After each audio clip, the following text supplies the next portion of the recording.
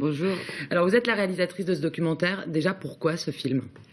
Alors, au départ, c'est une demande du planning familial de Brest, l'antenne brestoise, qui avait fait une réunion de toutes les pionnières, les créatrices du planning en Finistère. Et face aux témoignages, elle nous demandait de recueillir ces témoignages, qui avaient une mémoire qui était quand même une génération qui était en train de partir, et que c'était important de conserver des traces de leur lutte. Parce qu'on peut préciser, elles sont âgées de 60 à 85 ans, la plupart. La plupart, oui. Parce qu'elles sont, c'est elles qui ont créé ces structures, elles sont à l'origine. Elles étaient aux origines du planning de Brest et de Quimper en 1961, 62, début des années 60. Alors, est-ce que pour elles, ça a été facile de témoigner? Pour elles, alors le planning m'a donné, donc ça m'a proposé d'enregistrer les témoignages. Moi, j'ai décidé d'en faire un film quand j'ai senti leur énergie. Et pour elles, c'était pas difficile, je crois, de témoigner parce qu'elles avaient envie de transmettre. La transmission, c'est quand même ça aussi. C'est important, c'est quelque part, c'est la suite de leur militantisme. Donc, donc elles ont facilement accepté de parler et elles se sont livrées. Elles ont raconté leur histoire, je crois, avec plaisir. Ouais. Avant de continuer, Marie, on va tout de suite regarder un extrait de la bande-annonce des Chevalières de la Table Ronde.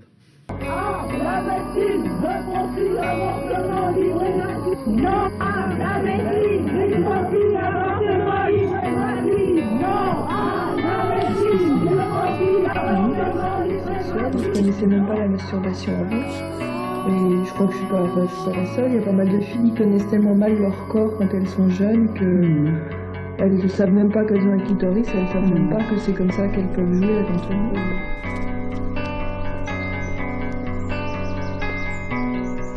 C'est le début de toute la révolution. Je pense qu'il n'y a rien, il n'y a pas eu une chose, une révolution, un changement aussi important dans le monde, et il n'y en aura sans doute pas deux, que la possibilité de maîtriser sa fécondité. C'est la base de tout. À partir de là, on peut faire des choses. Tant qu'on n'a pas ça, on n'est rien.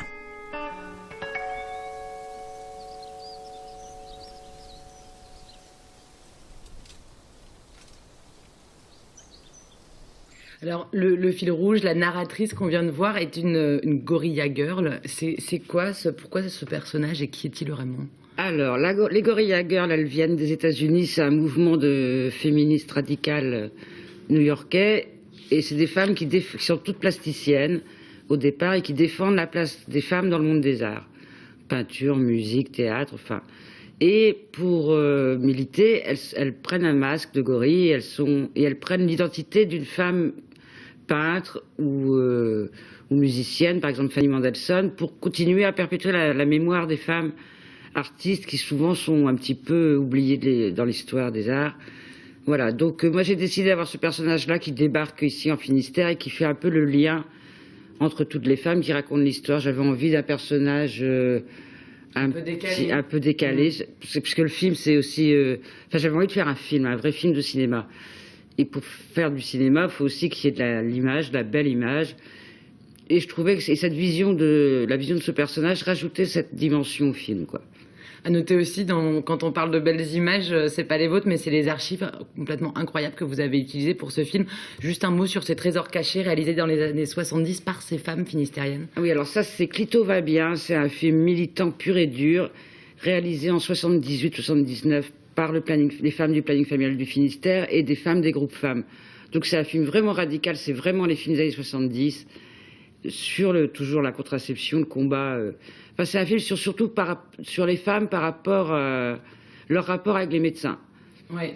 Et en tous les cas, on n'en dit pas plus parce que déjà on n'a plus le temps et puis il faut aller le découvrir au studio à Brest ce mercredi 23 octobre et toute la semaine qui suit, ou sur TBO ce jeudi 24 octobre à 20h45 ou encore les deux.